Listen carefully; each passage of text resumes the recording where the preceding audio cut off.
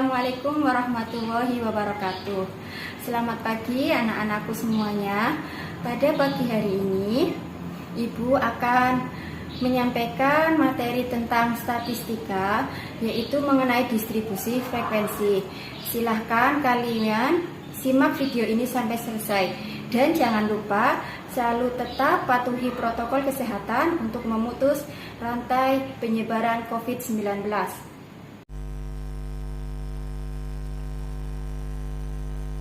Statistika. Di sini kita akan mempelajari tentang distribusi frekuensi. Kompetensi apa saja yang akan kalian pelajari pada materi statistika, yaitu subbab distribusi frekuensi. Yang pertama yaitu kompetensi dasar 3, di mana kompetensi dasar 3 ini merupakan kompetensi pengetahuan, yaitu kalian diminta untuk mengevaluasi kajian statistika dalam masalah kontekstual. Kemudian kompetensi dasar yang keempatnya yaitu kompetensi dasar keterampilannya menyelesaikan masalah kontekstual yang berkaitan dengan kajian statistika. Nah, dari kompetensi dasar ini kemudian diturunkan lagi menjadi analisa indikator pencapaian kompetensi.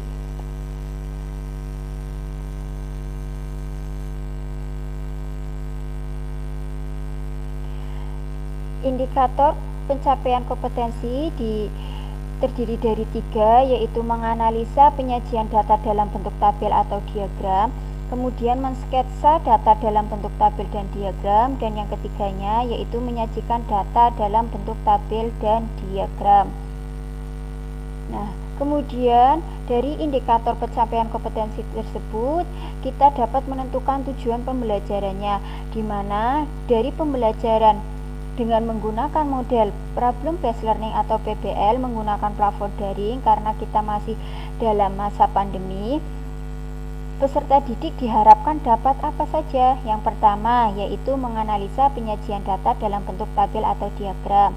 Yang kedua yaitu mensketsa data dalam bentuk tabel atau diagram. Yang ketiga menyajikan data dalam bentuk tabel atau diagram.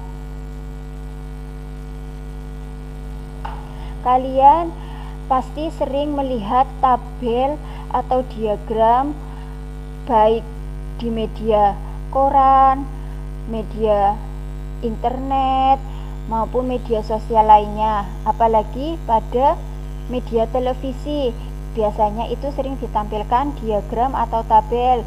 Contohnya pada saat pemilihan pemilu, yaitu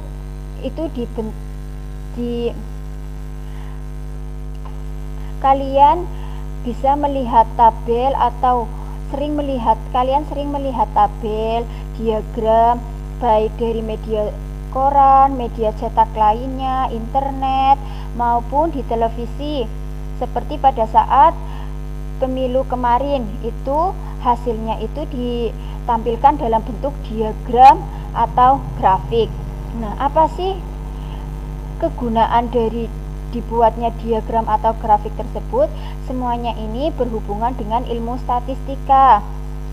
Statistika itu apa? Statistika yaitu ilmu pengetahuan yang mempelajari tentang cara-cara pengumpulan data, pengolahan data, penyajian data, penafsiran data, dan penarikan kesimpulan dari data tersebut. Manfaatnya apa sih dari penyajian data tersebut? Penyajian data digunakan agar data yang diolah itu dapat dibaca maupun dimengerti oleh orang lain. Nah, di sini Ibu akan menjelaskan bagaimana penyajian data dalam bentuk tabel distribusi frekuensi, tetapi untuk data berkelompok. Karena untuk data tunggal, Ibu anggap kalian sudah paham karena sudah pernah kalian peroleh pada jenjang SMP. Langkah-langkahnya apa untuk membuat tabel distribusi frekuensi data berkelompok? Yang pertama yaitu kalian bisa menentukan jangkauannya. Jangkauan itu kalian peroleh dari data maksimal dikurangi data minimal.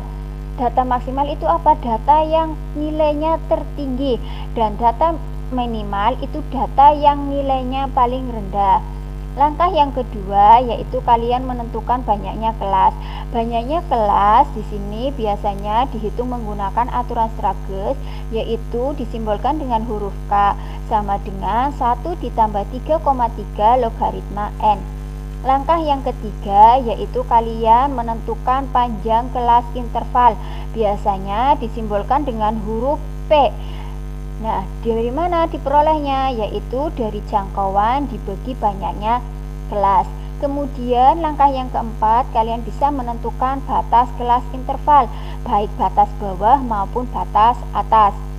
Selanjutnya, kalian menentukan titik tengah yang diperoleh dari setengah kali batas bawah ditambah batas atas. Langkah yang keenam yaitu kalian bisa mencari tepi kelas. Tepi kelas di sini baik tepi bawah maupun tepi atas. Kalau tepi bawah berarti kalian peroleh dari batas bawah dikurangi 0,5. Kalau tepi atas kalian tinggal tambahkan saja batas atas dengan 0,5. Kemudian kita bisa menentukan lebar kelas dengan cara tepi atas dikurangi tepi bawah. Perhatikan permasalahan yang ada di slide. Misalnya suatu data pengukuran tinggi badan peserta didik kelas 12 TKRO1 sebagai berikut. Ya, pada suatu kelas karena akan diadakan penyeleksian paskibra itu biasanya dilakukan pengukuran tinggi badan. Diperoleh data yaitu 157, 149, 125, 157, 149, 125 dan seterusnya sampai 128. Dari data ini kalian diminta untuk membuat tabel distribusi frekuensi berkelompok. Kemudian kalian sajikan dalam bentuk histogram, poligon maupun ogive. Bagaimana penyelesaiannya? Dari data di atas kalian hitung banyaknya data ada berapa. Oh, banyaknya data ternyata ada 40. Banyaknya data itu disimbolkan dengan huruf N. N sama dengan 40. Kemudian kalian analisa, kalian cermati data terkecilnya berapa, disimbolkan dengan X min. Ternyata 119. Kemudian data terbesarnya disimbolkan dengan X max yaitu 176. Sehingga langkah pertamanya kalian mencari jangkauan yang disimbolkan dengan huruf J, yaitu data terbesar dikurangi data terkecil. 176 kurangi 119 yaitu 57. Langkah yang kedua yaitu menentukan banyak kelas yang tadi Ibu sudah sampaikan bahwa menggunakan aturan Strages, yaitu K sama dengan 1 plus 3,3 logaritma N sama dengan 1 ditambah 3,3 logaritma 40 sama dengan 1 ditambah 3,3 logaritma 40 itu ketemunya 1,602. 1,602 kalian kalikan dulu dengan 3,3 baru ditambahkan dengan 1, maka ketemunya 6,286. Kalau kita bulatkan dengan pendekatan terdekat, yaitu misalkan kita bulatkan ke atas, ketemunya 7. Kemudian kita menentukan panjang interval kelas. Panjang interval kelas ini kalian cari dengan rumus jangkauan dibagi banyak kelas. 57 dibagi 7 ketemunya 8,142. Kalau kita bulatkan menjadi 9, sehingga dapat ditentukan batas kelas intervalnya, batas bawah maupun batas atasnya, yaitu kelas pertama batas bawahnya 119, kemudian batas atasnya 127 dan seterusnya sampai kelas ke-7 karena banyaknya kelas ada 7.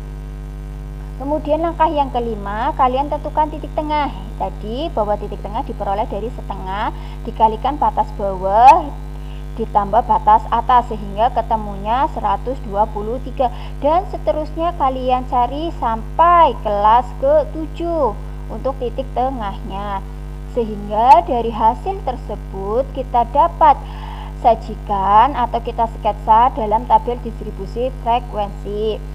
Kolom yang pertama yaitu hasil pengukuran, di mana tadi bahwa kelas pertama itu dari 119 sampai 127, kelas kedua 128 sampai 136 dan seterusnya sampai kelas ke-7.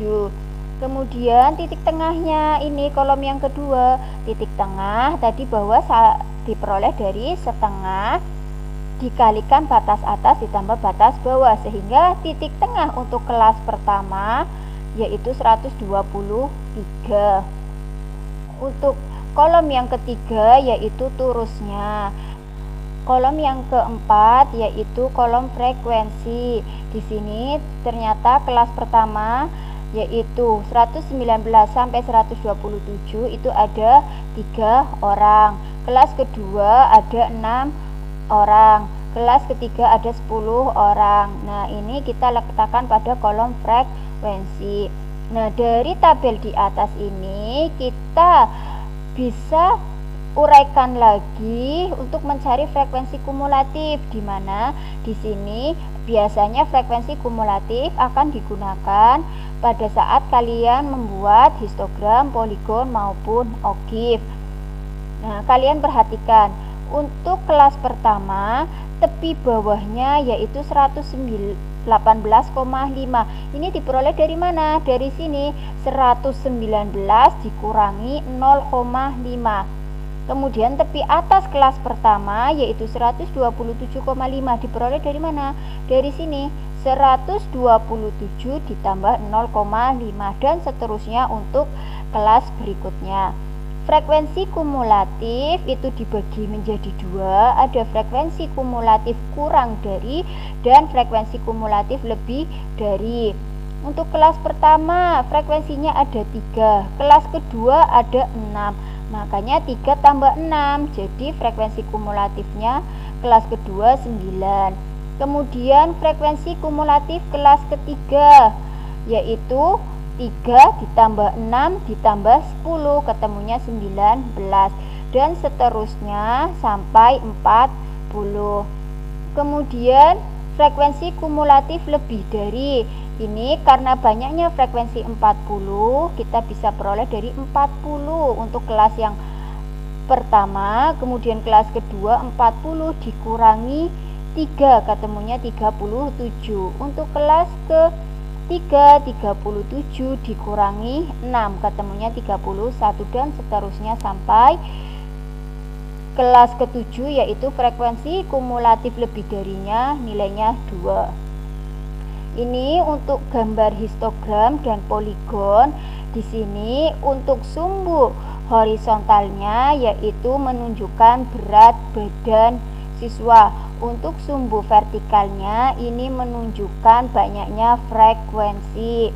Kalian perhatikan untuk histogram itu kalian tuliskan tepi bawah kelas dan tepi atas kelas. Di sini kelas pertama tepi bawah kelasnya 118,5. Kemudian tepi atasnya 127,5 dan seterusnya. Ini kotak persegi panjangnya itu menunjukkan frekuensi atau banyaknya data. Ternyata pada kelas pertama frekuensinya ada 3. Kita tarik sampai angka 3. Kelas kedua frekuensinya ada 6. Kita tarik ke atas sampai angka 6 dan seterusnya sampai kelas ke-7. Nah, di sini untuk mencari poligonnya, dari titik tengah masing-masing persegi pada setiap kelas ini kalian tinggal tarik garis lurus. Dari 3 ke 6 kalian tarik, dari 6 ke 10 kalian tarik, dari 10 ke 11 kalian tarik. Nah, garis ini, garis titik tengah yang kalian tarik ini namanya poligon. Kemudian untuk penyajian data dalam bentuk ogive, ini ada ogive positif, ada ogive negatif. Kalian bisa cermati seperti ini. Kalau ogive positif itu berarti titiknya dari yang terkecil nanti arahnya akan ke atas semakin besar.